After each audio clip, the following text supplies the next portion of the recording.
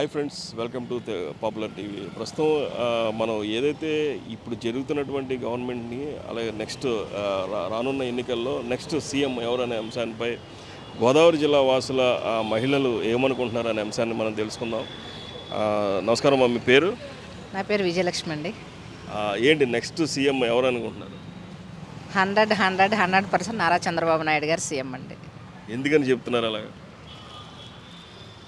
ఈ జగన్మోహన్ రెడ్డి పాలన చిన్న పిల్లోడు కాడి నుంచి 6 సంవత్సరాల నుంచి 60 సంవత్సరాల గురించి కూడా చెప్పగలరు.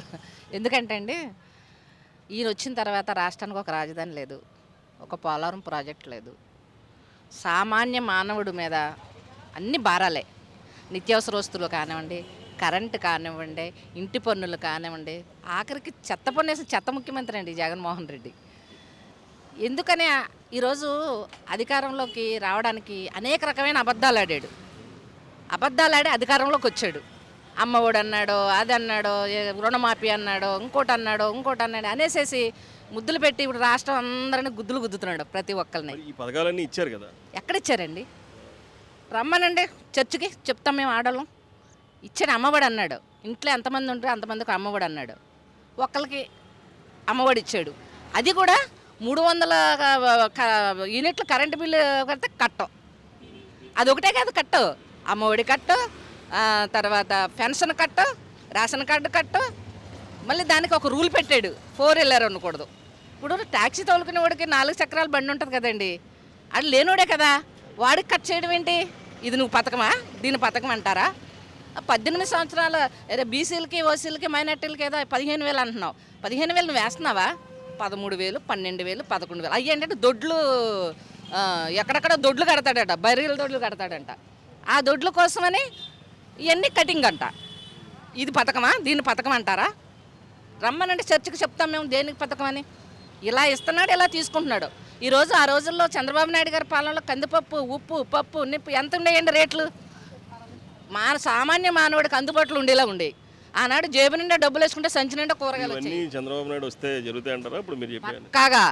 ఎందుకంటే విజన్ ఉన్న వ్యక్తి అండి, పేదల పార్టీ పెండిది. తెలుగుదేశం పార్టీ అంటేనే పేదరిక నిర్మూలన పార్టీ. ఏమండి, ఈరోజు ప్రజలకు ఎటువంటి న్యాయం చేయాలా అనే భావనతో ఉంటాడు తప్ప అతను వేరే ఉద్దేశంతో ఉండరు చంద్రబాబు నాయుడు గారు. ఎక్కడైనా సరే ఒకరి ముఖం చూస్తే కొట్టాలి, ఒక ముఖం చూస్తే పెట్టాలంటారండి. ఈ జగన్మోహన్ రెడ్డి మొహం చూస్తే కొట్టాలంటారు. ఈయన మహానుభావుడు. ఎంతమంది ఉన్నారండి డోనర్స్ ఇవ్వడానికి? అసలు ఈ జగన్మోహన్ రెడ్డి వచ్చి సంపద ఎక్కడ సృష్టించాడండి? ఇప్పుడు చంద్రబాబు నాయుడు గారు వచ్చి సంపద సృష్టించారు, ఐటీఐ తీసుకొచ్చారు. ఈరోజు చదువుకున్న పిల్లలకు ఉద్యోగాలు వేయండి. వాళ్ళు డ్రగ్కి, జగన్ బ్రాండ్ డ్రగ్కి అలవాటు పడిపోయి డ్రగ్ మత్తులో తల్లిదండ్రులకి సుఖం వాళ్ళకి సంపాదించి పెట్టలేక ఆత్మహత్యలు చేసుకుంటున్నారండి. 6 సంవత్సరాల నుంచి 60 సంవత్సరాలు పిల్లలు మానభంగం చేస్తున్నారు. వాళ్ళకి తెలియక మద్యం మాఫీ అన్నావు, నువ్వు మాఫీ చేసావా? నువ్వు బ్రాండ్ అమ్ముకుని సంపాదించుకున్నావు. భారత బ్యాండు, జగన్ బ్యాండు, ఆ బ్యాండు, ఈ బ్యాండ్ అని అమ్ముకుంటున్నావు. సామాన్య మానవుడికి నువ్వు అమ్మఒడి వేసాను అంటున్నావు. నాన్నబుడ్డికి వెళ్ళిపోయినాయి డబ్బులన్నీ. ఇంకెందుకండి? అది కాక ఈరోజు రాష్ట్రంలో ఎంత అప్పు చేసావు? గుండెల మీద చేసి నేను అడుగుతున్నానండి ఒక మహిళగా.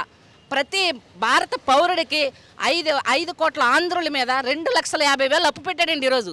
రేపు పుట్టబోయే పాప మీద కూడా అప్పు ఉందండి. ఇలాంటివన్నీ ఎక్కడ తెచ్చుకుంటారండి బాబు? ఈడొస్తే మళ్ళీ అందరూ సంకలో గిన్నె, చెంబు అవన్నీ గుడ్డలెట్టుకుని ఇతర రాష్ట్రాలకు వెళ్ళిపోవాల్సిందే. అందుకని ఇతను రాకూడదండి. ఈ ప్రజలందరూ కూడా ఆకాంక్షిస్తున్నారు. రాముడా రాక్షసుడా అని పేరు చేసుకుంటున్నారండి. రాముడు చంద్రబాబు నాయుడు అయితే రాక్షసు జగన్మోహన్ రెడ్డి. రామబాణం అనే ముద్రతో, ఓటు ముద్రతో ఈరోజు జగన్మోహన్ రెడ్డిని ముఖ్యంగా మహిళలు ఇంటికి పంపిస్తారు. ఎందుకంటే అండి, భారం మోసేది మహిళే. ఒక పప్పు కొనాలన్నా, ఒక ఏమి కొనుక్కోవాలన్నా, ఒక ప్రయాణం చేయాలన్నా ఆటో రేట్లు పెరిగిపోయినాయి, బస్సు రేట్లు పెరిగిపోయినాయి, రైలు రేట్లు పెరిగిపోయినాయి. నువ్వు ఏది తగ్గించావు? కుడి చేత్తో, ఎడమ చేత్తో, కుడి చేత్తో లాక్కుంటున్నావు, లక్షలాది రూపాయలు లాక్కుంటున్నావు. ఈరోజు ఒక గృహిణి మహిళ కిరాణా తెచ్చుకుంటే గతంలో 2,000తో అయిపోయిందండి. ఇప్పుడు 6,000 అవుతుంది. నువ్వు ఇచ్చింది ఎంత? నువ్వు తీసుకున్నది ఎంత? ఇవే కాదండి, ఒక ఇండస్ట్రీ లేవండి. రాజధాని ఉందా? ఈరోజు స్కూల్లో 10th క్లాస్ పిల్లవాడు ఎగ్జామ్లో ఏమి రాస్తాడండి? నీకు రాజధాని అంటే ఏమని రాస్తాడండి? 3 ముక్కలాట అని చెప్తాడా? అసలు సిగ్గుందా అని అడుగుతున్నాడు జగన్మోహన్ రెడ్డికి. అందుకనే ఎక్స్ అయిపోయారు.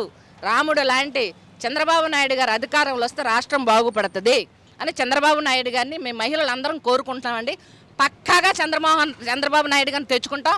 మరీ ముఖ్యంగా జనసేన పవన్ కళ్యాణ్ గారు కూడా రాష్ట్రం కోసం, రాష్ట్ర ప్రజల కోసం బాగుపడాలనే ఉద్దేశంతో ఆయన కూడా రామలక్ష్మణులా కలిశారు. రాష్ట్రాన్ని బాగు చేస్తారు. ఈ రాక్షసుని ఇంటికి పంపిస్తారు.